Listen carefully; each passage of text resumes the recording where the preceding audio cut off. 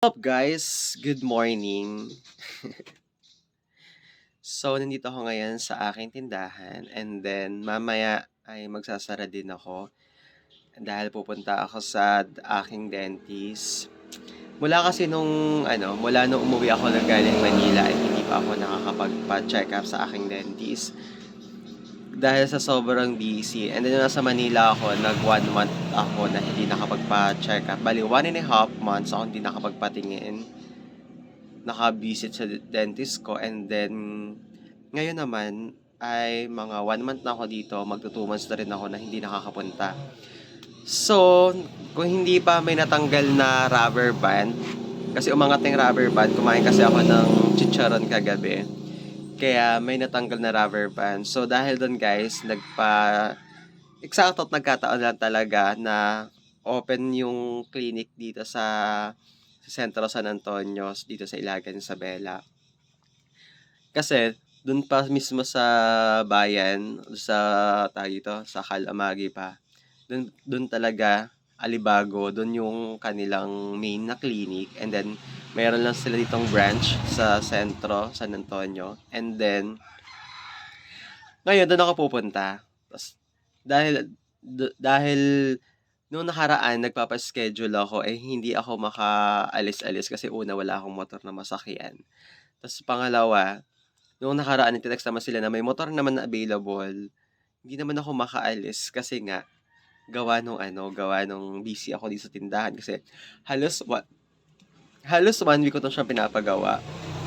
And then ngayon okay na, bukas na ulit yung tindahan siyempre. Bukas na siya, operating na siya. So, kahit papaano ngayon, self-care naman. Hindi kasi maganda na hindi tayo kapag naka-brace ka, hindi maganda na hindi tayo regular na bumibisit sa ating mga dentist.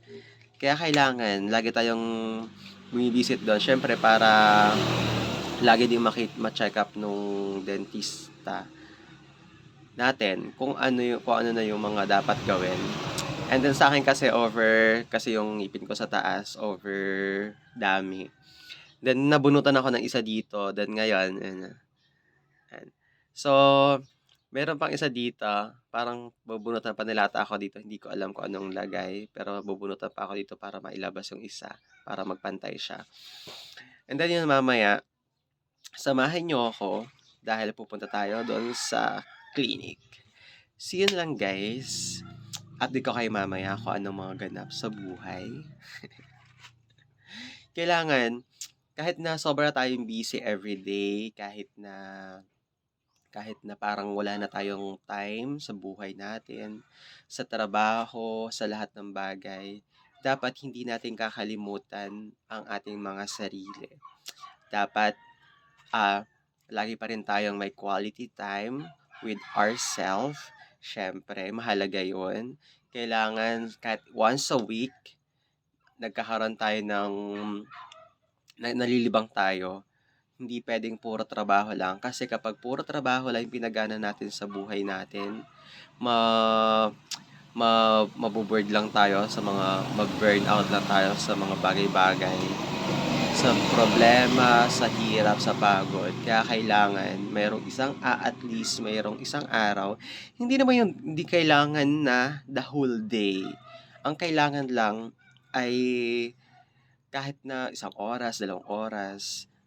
Tulad ko, maligo lang ako sa ilog ng mga 2 oras, sarado ako ng 2 oras, 3 oras. Okay lang yun.